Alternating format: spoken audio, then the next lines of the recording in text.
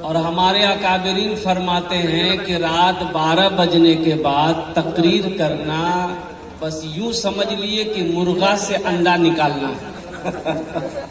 मुर्गा अंडा दे ना।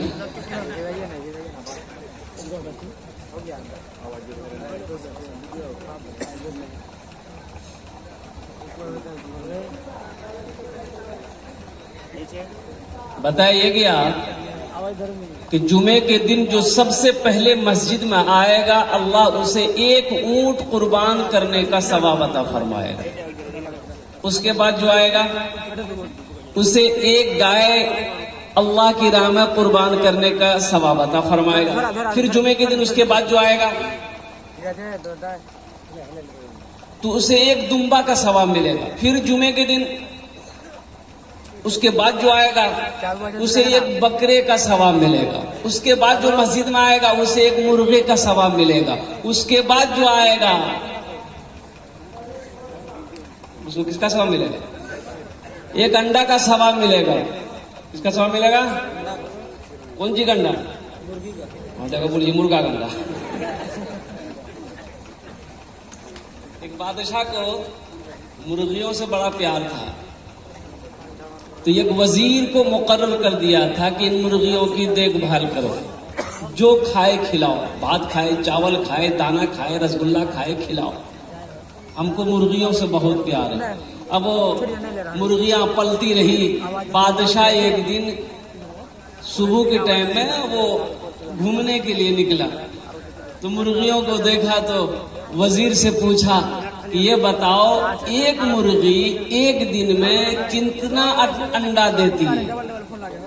तो वजीर ने कहा कि हुजूर एक मुर्गी एक दिन में एक ही अंडा देती है। बोले नहीं, तो फिर हमको ऐसी मुर्गी नहीं चाहिए, हमको वो मुर्गी चाहिए जो एक दिन में 2 अंडा देते। अरे बोलो नहीं।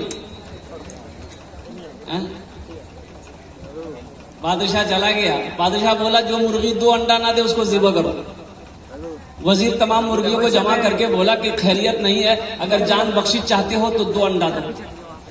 तो मुर्गियां डर से कोई सुबह एक अंडा दी, कोई शाम को एक अंडा दी। एक मुर्गी के पास देखा ये कि अंडा लेके बैठी हुई है, तो वजीर ने पकड़ा कर दर बोला तुरा डरने लगलू ते ये के डुमा दिलन से।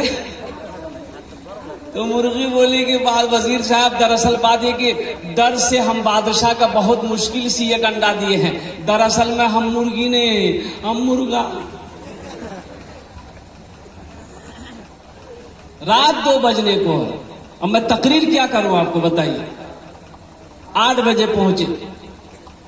बताया गया था कि ऐशा के बाद इंशाल्लाह 9 से 10 के दरमियान आपकी तकरीर होगी, लेकिन ये अल्लाह का बहुत बड़ा करम है अल्हम्दुलिल्लाह कि आपकी पेशानी में बल तक नहीं है। नींद किसे कहते हैं वो थोड़ी सी भी झलक नजर नहीं आ रही, ऐसा मालूम हो रहा क्या आप अभी अभी जलसे में आए। तो एक तो रिक्वेस्ट करवो, गुजारिश करवो, निवेदन करवो, यदि अपना मानवें बोलबो, ना मानवें बोलबो ना बोलबो, अरे बोलबो मानवें। अगर दिक्कत ना हो, परेशानी ना हो, अगर क्या जहमत ना हो तो थोड़ा थोड़ा आगे ना बढ़ जाइए। अल्हम्दुलिल्लाह जो सो गया उसको उठा दो भाई, थोड़ा थोड़ा आगे बढ़ जाइए, तो हिल जाइए, तो थोड़ा सा हिल जाइए, थोड़ा थोड़ा आगे बढ़ जाइए। हम ज्यादा नहीं कर रहे, थोड़ा थोड़ा आगे बढ़ जाइए। खाली ध्यान रहे किसी का हाथ किसी के जेब में ना जाए, जरूरी नहीं इसका, थोड़ा थोड़ा हिल जाए। अल्हम्दुलिल्लाह, वाह भाई वाह। ये देखिए तो पढ़े लिखे लोगों की बात ही कुछ और है, माशाअल्लाह। बस बैठ जाए।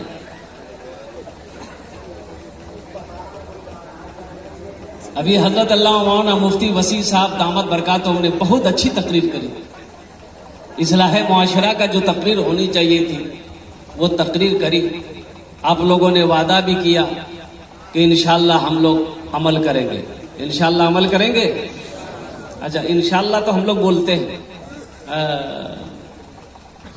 यही ना बात है। जलसा तो हम लोग सुनते हैं, तकरीरें सुनते हैं, बयान सुनते हैं, अमल नहीं, अमल नहीं। अभी जहेज के ऊपर में अगर बयान हो जाए कि जहेज लेना हराम है, जहेज नहीं लेना है, कौन कौन नहीं लेगा, सब हाथ उठा देगा। अब कल बारातगाह में जाकर शोरूम में मोटरसाइकिल कसवाएगा। बोला बात सही चीज गलत चीज बोला। भाई शराब पीना क्या है, बोलिए हराम है। सूद खाना, जिना करना, जुआ खेलना और जहेज लेना, बोले कि आप है था। भाई जहेज मांग कर लेना ये भी तो हराम है। मांग कर जहेज लेना हराम है, और हराम में पलने वाला खून जन्नत की खुशबू तक नहीं सूंघ पाएगा। ये हम नहीं कहते, अल्लाह के रसूल की हदीस है। अल्लाह के नबी जनाब मोहम्मदुर रसूलुल्लाह सारे लोग बोले सल्लल्लाहु अलैहि वसल्लम के फरमान है कि जिस्म के अंदर में हराम कमाई का खून दौड़ रहा है, वो जिस्म जन्नत तो पहुंचने की बात तो दूर है, उस जन्नत की खुशबू तक नहीं सूंघ पाएगा। जलसा तो हम लोग सुनते हैं, अमल है नहीं। तो अमल की नीयत से सुनेंगे तो इंशाल्लाह बात असर करेगी। अगर अमल की नीयत नहीं है, सिर्फ ये है कि चलो अभी देखा मैंने, वहां आराम कर रहे थे मास्टर साहब के घर पे। अब वो क्या आराम, जो ना उधर सीटी बजा रहा था लड़का साहब, बेचैन कर दिया। तो हमने अपने ड्राइवर से पूछा कि भाई ये लोग कौन है, वो बोली कि जलसा सुने ले लीजिए। तो जलसा वहां हो रहा कि यहां हो रहा।